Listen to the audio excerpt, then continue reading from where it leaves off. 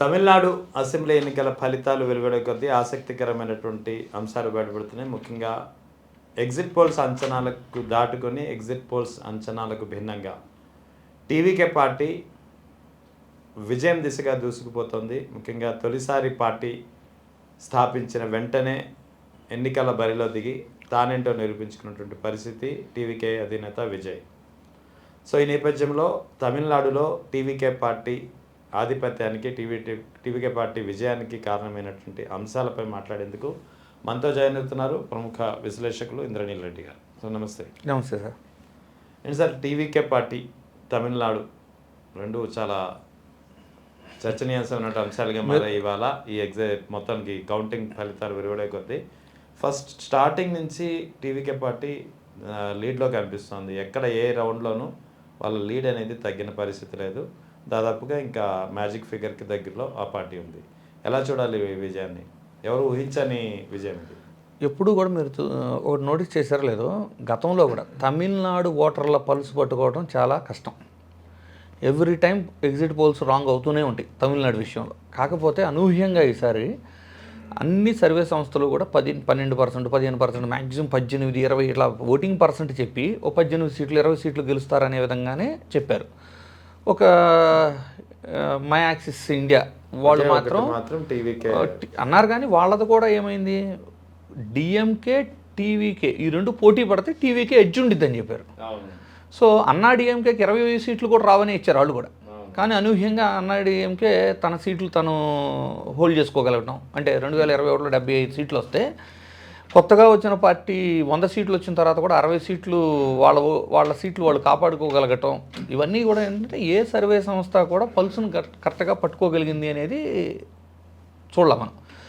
అయితే ఇక్కడ మీరు నోటీస్ చేయాల్సింది ఏంటి అంటే, ఫస్ట్ ఇప్పుడు దేశమంతా ఎన్డీఏ కూటమి స్వీప్ చేయటాలు చూస్తూ హిందుత్వ పెరిగిపోతుంది అంటున్నప్పుడు ఫస్ట్ అందరూ గుర్తుంచుకోవాల్సింది హీఈస్ నాట్ హిందూ.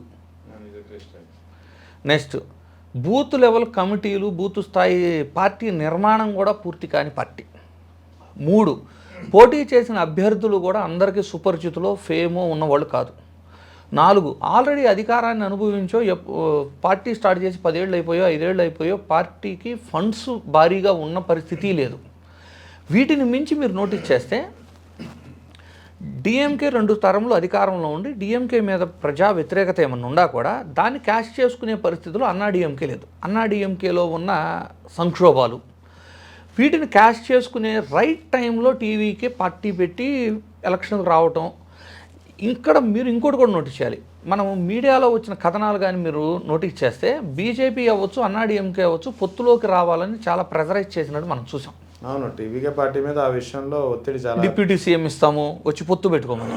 కానీ ఈ విషయంలో విజయ్ చాలా తెలివిగా చాకచక్యంగా వ్యవహరించారని చెప్పాలి. ఎందుకు అంటే అటు డిఎంకే అవ్వచ్చు, ఇటు అన్నా డిఎంకే అవ్వచ్చు, నేషనల్ పార్టీలతో పొత్తులు పెట్టుకొని అసలు సిద్ధాంతాలు భావస్వారూప్యతతో సంబంధం లేకుండా అధికారం తెచ్చుకోవడం కోసమే పొత్తులు పెట్టుకున్న పరిస్థితి చూసాం. ఎట్లా అంటే పన్నీర్ సెల్వం 2024 పార్లమెంట్ ఎన్నికల్లో బీజేపీతో కలిసి వెళ్ళిన వ్యక్తి వచ్చి డిఎంకేలో కలవటం, విజయకాంత్ గారు పెట్టిన పార్టీ గత ఎన్నికల్లో అన్నా డిఎంకేతో వెళ్ళి ప్రజెంట్ వచ్చి డిఎంకేతో కలిసి వెళ్ళటం, డిఎంకే నుంచి విడిపోయిన దినకర్ గారు పెట్టిన పార్టీ అన్నా డిఎంకే పొత్తులో వెళ్ళటం.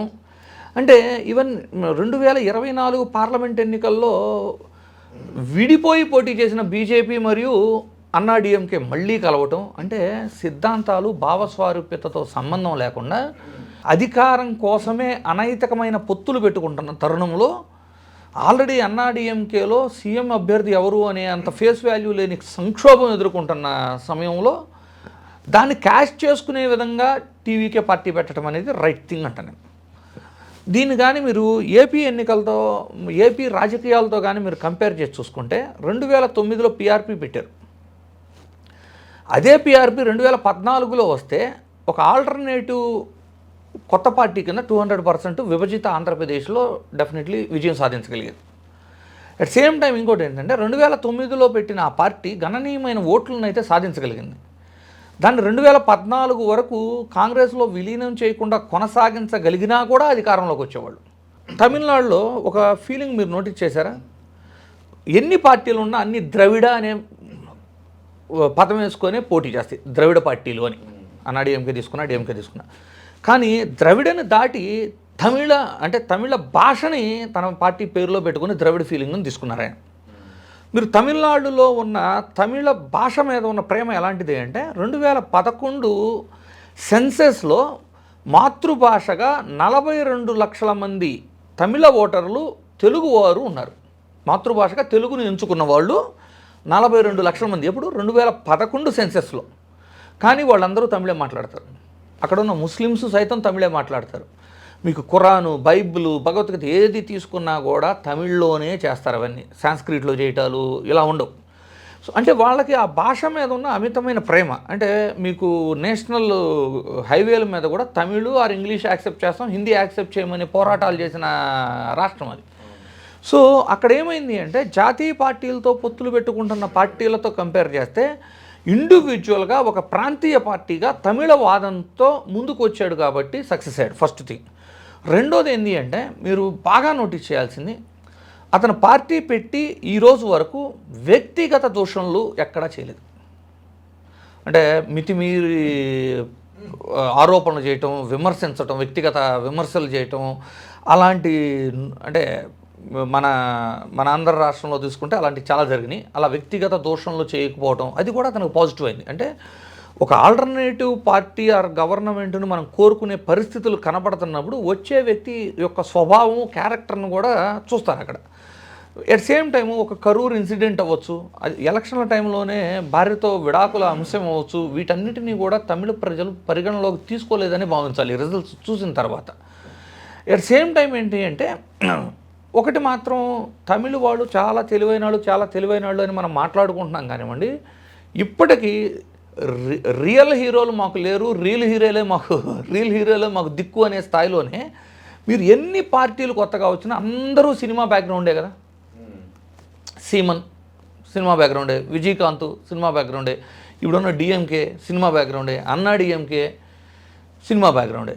సో సినిమా అనేది ఇప్పటికీ తమిళనాడులో ఎంత ఇన్ఫ్లుయెన్స్ క్రియేట్ చేయగలుగుతుంది అనేది మనం ఆల్మోస్ట్ 1983లో అతి తక్కువ సమయంలో పార్టీ పెట్టి అధికారం చేజిక్కించుకున్న ఎన్టీఆర్ తర్వాత ఎంతోమంది సినిమా వాళ్ళు వచ్చినా కూడా ఆ ట్రెండ్ని రిపీట్ చేయగలిగింది మళ్ళీ విజయ్ని మనం చూసాం. కాకపోతే ఇక్కడ ఒక్కటే నాకు అబ్జెక్టబుల్గా అనిపించింది ఏంటంటే టీవీకే విజయంలో అలిమిగాని హామీలు ఇచ్చేసి గెలవడం.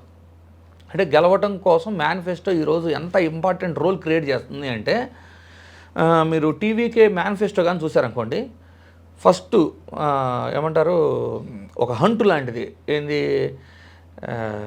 రైతు రుణమాఫీ 5 ఎకరాల కంటే తక్కువ ఉన్న వాళ్ళకి 100% రైతు రుణమాఫీ, 5 ఎకరాల కంటే ఎక్కువ ఉన్న వాళ్ళకి 50% రైతు రుణమాఫీ అన్నారు. తమిళనాడు అనేది వ్యవసాయ ఆధారిత రాష్ట్రమే. సో హ్యూజ్ బడ్జెట్ చేస్తే కానీ దాన్ని చేయలేరు. 2, ఆంధ్రాలో చెప్పినట్టు ఆడబిడ్డనిది అర్హులైన ఆడవారి మొత్తానికి 2500 నెలకిస్తా అన్నారు. నిజంగా ఓటు హక్కు ఉండి వైట్ కార్డు ఉన్న వాళ్ళందరికీ ఆ పథకం అప్లికబుల్ చేయాలి అంటే 5 సంవత్సరాల్లో అయ్యే ఖర్చు 3 లక్షల కోట్లు. అంటే ఇప్పుడు ఉన్న అప్పులు, ఆర్థిక పరిస్థితుల రీత్యా అది కూడా చేయటం అసంభవం. దీనికి తోడు రైతులకి రైతు భరోసా అవ్వచ్చు, వాళ్ళకి social pension all of sudden పెంచి 3000 సోషల్ పెన్షన్ ఇస్తానని అనౌన్స్ చేశారు. అండ్ రైతు కూలీలకు కూడా సంవత్సరానికి 10,000 ఇస్తున్నారు. అంటే హౌ టు ఐడెంటిఫై దమ్. అంటే ఇప్పుడు కౌలు రైతులనే అఫీషియల్గా ఐడెంటిఫై చేయలేక ఇబ్బంది పడుతున్నారు. అలాంటిది రైతు కూలీలకు 10,000 ఇస్తానంటం అవ్వచ్చు, మహిళలకు ఫ్రీ బస్సులో అవ్వచ్చు, 6 సిలిండర్లు, అసలు ఒక సిలిండర్ 3 నెలలు వచ్చేటప్పుడు 3 సిలిండర్లే ఎక్కువ అనే పరిస్థితి ఉంటే మహిళలకు 6 సిలిండర్లు అనే పథకం అనౌన్స్ చేయటం అవ్వచ్చు. ఇలా ఇవే కాదు, ఎవరన్నా పెళ్ళి చేసుకుంటే మహిళకి తులం బంగారము పట్టుచీర. అసలు ఇవన్నీ హలిమయ్యే హామీలా? ఇవన్నీ చేయగలుగుతున్నాయా? ఇలాంటి హామీలు ఇచ్చిన ఏదైనా ఒక రాష్ట్రంలో అలిమిగాని హామీలని ఈ విధంగా ప్రకటించి అధికారంలోకి వచ్చిన వాళ్ళు ఎవరైనా వాటిని కంప్లీట్ చేయగలిగారా? సో ఇవన్నీ ఏంటంటే కేవలం అధికారంలోకి రావడానికి మాత్రమే మేనిఫెస్టో అనే విధంగా సెలెక్ట్ చేసుకొని అన్ని వర్గాలని ఇంప్రెస్ చేయగలిగి ఒక ఆల్టర్నేటివ్ పార్టీగా రాయగలిగారు కాబట్టి ఈ రోజున ఆ ఫలితాలు ఆ రిజల్ట్స్ మనం చూడగలుగుతాం. ఇక టీవీకే పార్టీని ఆంధ్రప్రదేశ్లో జనసేనతో కంపేర్ చేయాల్సి వస్తే ముఖ్యంగా వాస్తవానికి అంత స్థాయి ఉందా లేదా అనేది పక్కన పెడితే ఇద్దరు ఒకే సినిమా రంగం నుంచి వచ్చారు కాబట్టి ఇక్కడ కంపారిజన్ అవసరం అవుతుందని నేను భావిస్తున్నాను. సో ఆయన పార్టీ టీవీకే పార్టీ పెట్టి విజయ్ పార్టీ పెట్టి ఫస్ట్ ట్రయల్లోనే ఆయన విజయం సాధించారు. ఇక్కడ పవన్ కళ్యాణ్ 2014 ముందే పార్టీ స్థాపించి 2014లో పోటీ చేయకుండా వేరే పార్టీకి మద్దతు తెలిపి 2014లో వామపక్షాలు అన్నారు, మళ్ళీ ఒంటరిగా పోటీ చేశారు, 2 చోట్ల ఓడిపోయాడు. 2014లో మళ్ళీ కూటమి వెంట నిలిచారు. అది కాకుండా పదే మరో 15 ఏళ్ళు చంద్రబాబుకి రాసిచ్చేస్తున్నానని చెప్పి చెప్తున్న పరిస్థితి. సో ఎలా చూడాలి? ఇద్దరు సినిమా రంగం నుంచి వచ్చారు, ఆయన ఒంటరిగా పోటీ చేసి గెలిచారు, సింహం సింగిల్ అంటూ. ఈయన పరిస్థితి ఎంతసేపు కూటమితోటే ప్రయాణం, నాకు అంత సమర్థత లేదని చెప్పి ముందే చేతులు తీస్తున్న పరిస్థితి.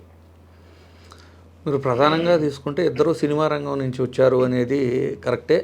2 రాష్ట్రాల్లో కూడా సినిమా ఇన్ఫ్లుయెన్స్ భారీ స్థాయిలో ఉంటుంది అనేది కూడా నిజమే. ఎందుకంటే వీళ్ళిద్దరే కాదు, గతంలో ఎంజీఆర్ గారు తీసుకున్నా, లేదు ఎన్టీ రామారావు గారు తీసుకున్నా, ఇలా వచ్చి అధికారం చేపట్టి సీఎంలు అయిన వాళ్ళే. అండ్ ఈ రోజున 100% స్ట్రైక్ రేట్ అని చెప్పుకుంటున్నారు కానివ్వండి. ఇప్పుడు ఒక చిన్న తేడా చెప్తా చూడండి.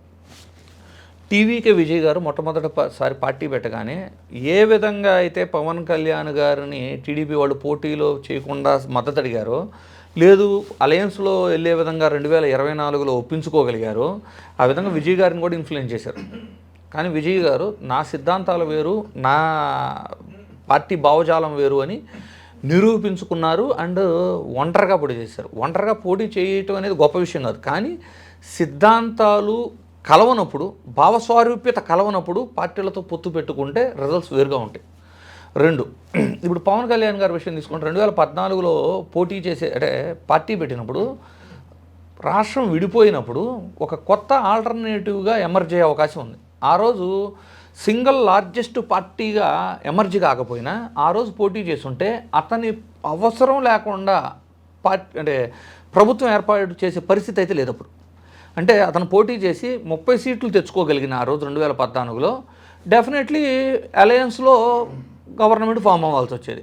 ఎప్పుడైతే టీడీపీకి మద్దతు తెలిపి టీడీపీ అధికారంలో రావడానికి హెల్ప్ చేశారో, టీడీపీ మీద వచ్చిన వ్యతిరేకత పవన్ కళ్యాణ్ జనసేన మీద కూడా వచ్చింది. దాని ప్రతిఫలమే 2019లో విడిగా పోటీ చేసినా కూడా తనకి ఆశించిన స్థాయిలో ఓటు కానివ్వండి ఏమీ రాలే. ఎందుకంటే 2014లో చంద్రబాబు గారు సీఎం అవడానికి కారణం ఎవరు? అది పదే పవన్ కళ్యాణ్ గారు చెప్పుకొని ఉన్నారు కదా. సో చంద్రబాబు గారి ఫెయిల్యూరు, చంద్రబాబు గారి మీద వచ్చిన ప్రజా వ్యతిరేకత పవన్ కళ్యాణ్ గారి మీద కూడా వచ్చింది. ఒకవేళ చివరిలో విడిపోయి బయటకు వచ్చి కొన్ని వ్యతిరేకంగా మాట్లాడినా కూడా ఆ ప్రజా వ్యతిరేకతని ఇతను కూడా ఎదుర్కోవాల్సి వచ్చింది. మళ్ళీ 2024కి వచ్చే టైంకి ఈ ఎంటైర్ ఆయన రాజకీయ లైఫ్లో చూసుకుంటే మీరు జీవితంలో బీఎస్పీతో ట్రావెల్ చేశారు, కమ్యూనిస్టులతో ట్రావెల్ చేశారు, బీజేపీతో ట్రావెల్ చేశారు. ఇట్లా ఏ పార్టీతో పొత్తు పెట్టుకుంటే మనకంటూ ఒక భావజాలం, మనకంటూ ఒక సిద్ధాంతం లేకుండా ఏ పార్టీతో పొత్తు పెట్టుకుంటే ఆ పార్టీ భావజాలము, ఆ పార్టీది నేను అడాప్ట్ చేసుకుంటాను, దత్తత తీసుకుంటాను అనే వేలో వెళ్ళి, అంటే సొంతంగా ఒక కార్యాచరణ, సొంతంగా ఒక ఎజెండా లేని వ్యక్తిగా మిగిలిపోవటం వల్ల ఏమవుతుంది అంటే రోజు రోజుకి ఆ పార్టీ యొక్క స్ట్రెంగ్త్ తగ్గుతుంది. ఇప్పటికీ చూడండి, ఒక వైఎస్ఆర్సీపీ తీసుకోండి, లేదు ఒక టీడీపీ తీసుకోండి, మేము ఒక కులానికి పరిమితం అని ఎక్కడని చెప్పుకున్నారా?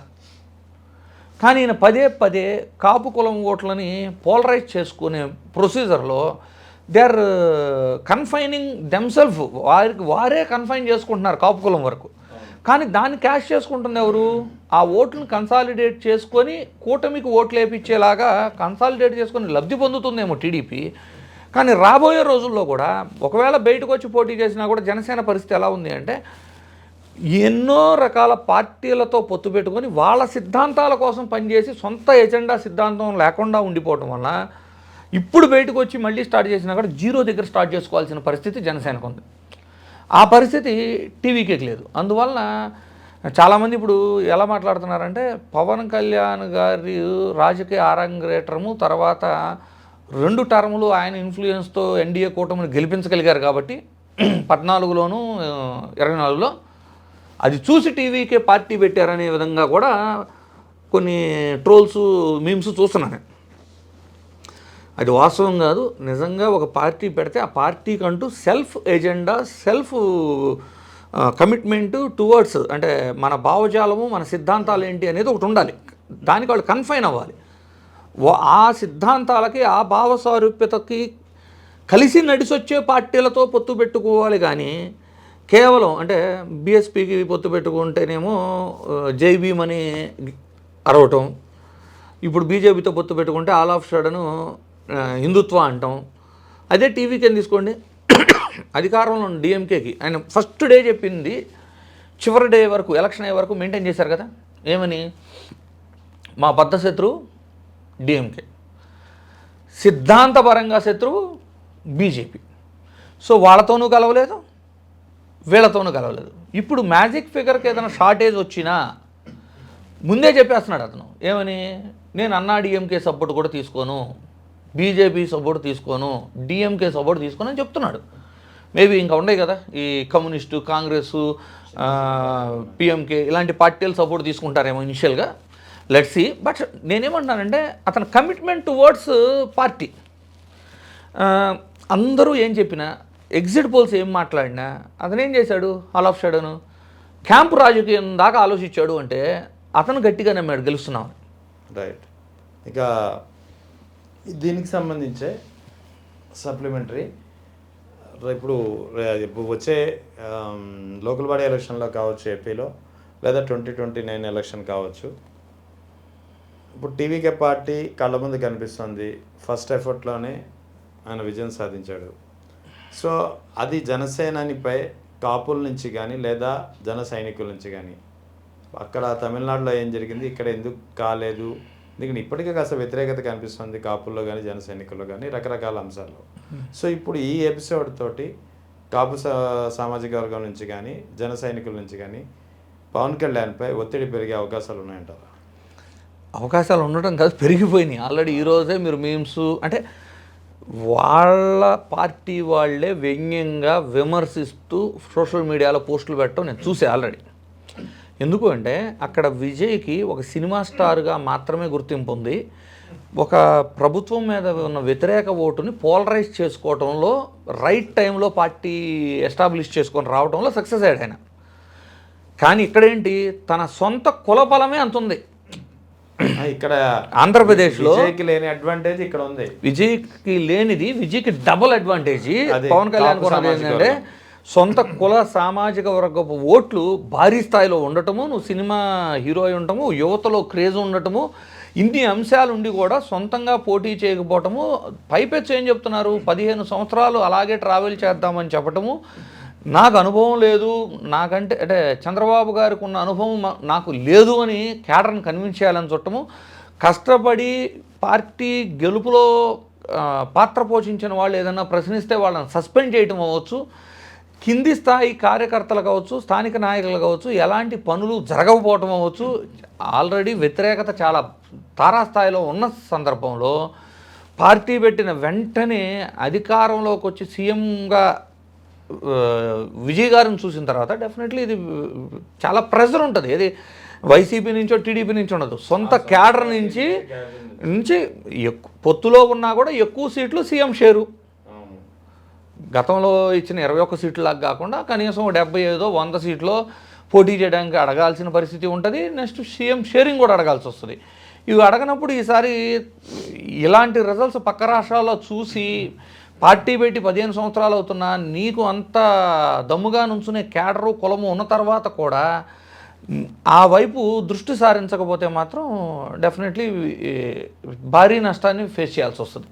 ఇంకొకటి, పవన్ కళ్యాణ్ తరచూ చెప్తుంటారు, నాకు అంత అనుభవం లేదు, ముఖ్యమంత్రిగా చేయాలంటే అనుభవం ఉండాలి, నాకు ఆ అనుభవం లేదు, అంత సమర్థత లేదు అని చెప్తుంటాడు. ఏంటి ఆ 15 ఏళ్ల పాటు కూటమిలో ఉండాలనే తన వాదనని సమర్థించుకోవడానికి. కానీ ఇక్కడ గతంలో ఎన్టీఆర్కి ఏ అనుభవం ఉందని చెప్పి ఆయన పార్టీ స్థాపించిన తర్వాత అధికారంలోకి వచ్చాడు, పాలన కూడా బాగానే చేశాడు. ఇటు టీవీకే పార్టీ, ఇతనికి ఏ అనుభవం ఉందని చెప్పి, ఇతను కూడా ఫస్ట్ టైమే కదా, ఆ కంపారిజన్ కదా స్టార్ట్ అవుతుంది కదా ఇప్పుడు. స్టార్ట్ అవటం కదా సార్. ఫస్ట్ ఆఫ్ ఆల్ అతనే యాక్సెప్ట్ చేస్తున్నాడు, I'm not fit for CM అని. అతను పదే పదే కేడర్కి ఏం కన్విన్స్ చేస్తున్నాడు, సీఎంగా మనం చేయలేము అని వాళ్ళని నిరాశపరుస్తున్నాడు ఫస్ట్. రెండోది మీరు బాగా అబ్జర్వ్ చేయండి, అతను పార్టీ ఎవరి కోసం పెట్టాడు ఫస్ట్? సొంతంగా ఏదైనా భావజాలంతో పెట్టాడా? ఎవరు ప్రోద్బలంతో పెట్టారు పార్టీ? ఎవరి కోసం పనిచేస్తున్నాం? ఇప్పుడు నీకేమన్నా పర్సనల్ ఇష్యూస్ ఉండయా వైఎస్ జగన్మోహన్ రెడ్డితో? పవన్ కళ్యాణ్ గారికి వ్యక్తిగతంగా ఏమన్నా వివాదాలు ఉండయా జగన్మోహన్ రెడ్డి గారితో? ఎందుకు ఈ క్వశ్చన్ ఇప్పుడు రైజ్ అవుతుంది అంటే, కాపులకి వైఎస్ జగన్మోహన్ రెడ్డి అధికారంలో ఉన్నప్పుడు జరిగిన నష్టాలు ఏమన్నా ఉండయా? ఇది చెప్పగలగాలి కదా. ఎందుకు మనము టీడీపీతో ట్రావెల్ చేయాల్సి వస్తుంది, ఎందుకు మనము వైఎస్ జగన్మోహన్ రెడ్డిని వ్యతిరేకించాల్సి వస్తున్నాం? కాపు సామాజిక వర్గపు ఓట్లన్నీ కూటమి ప్రభుత్వానికే వేపించడానికి పనిచేసే పవన్ కళ్యాణ్ గారు వైఎస్ జగన్మోహన్ రెడ్డి గారు అధికారంలో ఉండగావచ్చు, ప్రతిపక్షంలో ఉండగావచ్చు, కాపు సామాజిక వర్గానికి జగన్మోహన్ రెడ్డి గారి వలన కానీ వైఎస్ఆర్సీపీ పార్టీ వలన కానీ జరిగిన అన్యాయం ఏమిటి? చివరికి కాపు నేస్తం అవ్వచ్చు, మంత్రి పదవులు అవ్వచ్చు, ఎమ్మెల్యే సీట్లు అవ్వచ్చు, ఎంపీ సీట్లు అవ్వచ్చు, ఎమ్మెల్సీలు అవ్వచ్చు, మేయర్లు అవ్వచ్చు, లేదు జెడ్పీ చైర్మన్లు అవ్వచ్చు, మీరు ఏ విధంగా కంపేర్ చేసినా టీడీపీ కంటే అధిక స్థానాల్లో అధిక ప్రాధాన్యత కాపులకు ఇచ్చింది వైఎస్ఆర్సీపీనే. కాపులకు రిజర్వేషన్ ఇస్తాను అని మోసం చేసింది టీడీపీ. ఈ విధంగా మోసం చేసిన పార్టీకి మద్దతుగా నిలబడుతూ జగన్ గారి మీద విద్వేషపూరితమైన వ్యాఖ్యలు చేసే పవన్ కళ్యాణ్ గారు మొదటిగా చెప్పాల్సింది ఏంటి అంటే, జగన్మోహన్ రెడ్డి గారి వలన కానీ వైఎస్ఆర్సీపీ ప్రభుత్వం వలన కానీ కాపు సామాజిక వర్గానికి జరిగిన నష్టం ఏంటి? కేవలం ఒకవేళ తనకు ఉండి ఉండొచ్చు సార్, నేను అదే అంటున్నా, ఇది మనకి తెలియని వ్యవహారం, వ్యక్తిగత విషయాలు అనేది తెలియని వ్యవహారం ఎవరికైనా. పవన్ కళ్యాణ్ గారికి ఏమన్నా వ్యక్తిగతంగా జగన్మోహన్ రెడ్డి గారి మీద విద్వేషమో విభేదాలు ఉన్నాయా అంటే, మీ సొంత స్వార్థం కోసం, మీ వ్యక్తిగత విద్వేషాల కోసం entire community, caste and party క్యాడర్ని వేరొకరి కోసం ఓట్లేవి ప్రోత్సహించడం ఎంతవరకు కరెక్టు? మీరు సీఎం అయ్యే ఆలోచన ఉందా లేదా? జనసేన పార్టీ ఏదో ఒక రోజు సీఎం అవటం అంటే ఎప్పుడో అవుతామని కాదు కదా. ఇప్పుడు టీవీకి అయింది, ఒకప్పుడు ఎన్టీఆర్ అయ్యారు, అదే బ్యాక్గ్రౌండ్తో అంతకంటే బలంగా సామాజికంగా సంఖ్యాపరంగా ఉన్న కాపు సామాజిక వర్గం నుంచి వచ్చి మనం అవలేము అని వాళ్ళని నిరుత్సాహపరచాల్సిన అవసరం ఏంటి? ఇవన్నీ కూడా ఇప్పుడు డిబేట్కి వస్తాయి సార్, డిస్కషన్కి వస్తాయి. డెఫినెట్లీ రేపు స్థానిక బాడీ ఎలక్షన్లు కానీ జరిగితే, అంటే వాళ్ళకి తగిన సంఖ్యలో సీట్లు ఇవ్వకపోతే డెఫినెట్లీ సొంత క్యాడర్ నుంచి భారీ స్థాయిలో వ్యతిరేకత అయితే వస్తుంది.